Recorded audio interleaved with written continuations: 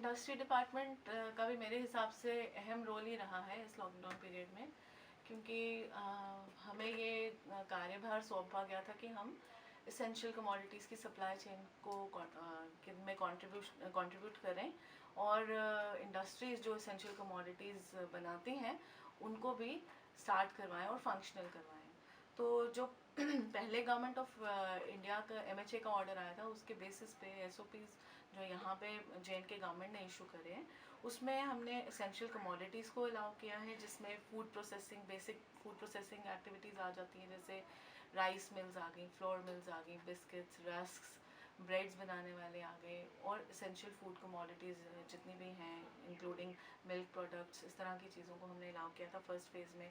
और इनकी पैकेजिंग, इन essential commodities की पैकेजिंग में जो इंडस्ट्रीज़ इन्वॉल्व हैं उनको इनिशिएट किया था। फिर agro based industry, agro chemical industry, pesticides वगैरह जो इस टाइम पे बहुत ज़रूरी था, सीज़न है इन इंडस्ट्रीज़ के, कमोडिटीज़ जो ये बनाती हैं उसके यूसेज का सीज़न है, एग्रो केमिकल्स का भी अलाउड देम।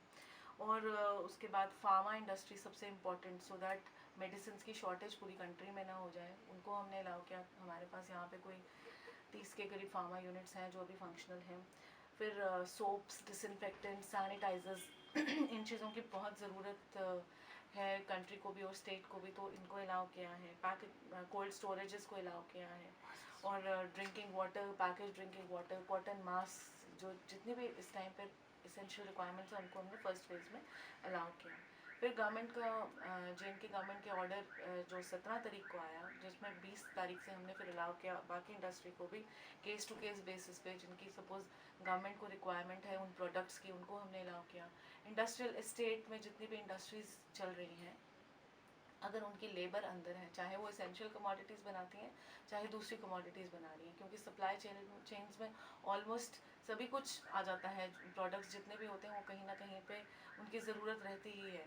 तो गवर्नमेंट की यही थिंकिंग रही कि इंडस्ट्रियल एस्टेट्स में हम सभी इंडस्ट्रीज जिनकी लेबर अंदर है उनको अलाउ करें। So on the basis of that order we permitted such industries to work also. उसके अलावा रूरल एरियाज़ में भी जितनी भी इंडस्ट्री चल रही है उनको अलाउ किया हमने, और ताकि रूरल में जो लेबर वगैरह है वो एंगेज रह जाए और कुछ ना कुछ इकोनॉमिक एक्टिविटी जो है वो चलती रहे। जैसे मैंने अभी बताया कि एसेंशियल कमोडिटीज़ की इंडस्ट्रीज़ जितनी भी हैं वो सभी चल रही हैं। फिर जितनी भी स्टेट्स में इंडस्ट्रीज़ है जिनकी लेबर अंदर है वो सभी चल रही हैं।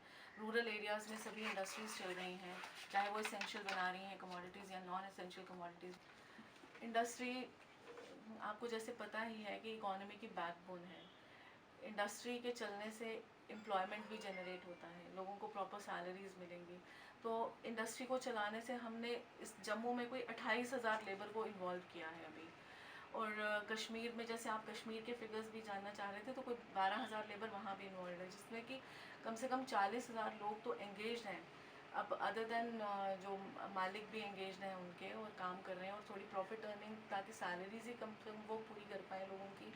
तो और साथ में एसेंशियल कमोडिटीज़ की सप्लाई के लिए इंडस्ट्री का चलना बहुत ही ज़रूरी था। सप्लाई चेन कैसे बढ़ेगी जब तक मैन्युफैक्चरिंग ही ना हो पाए।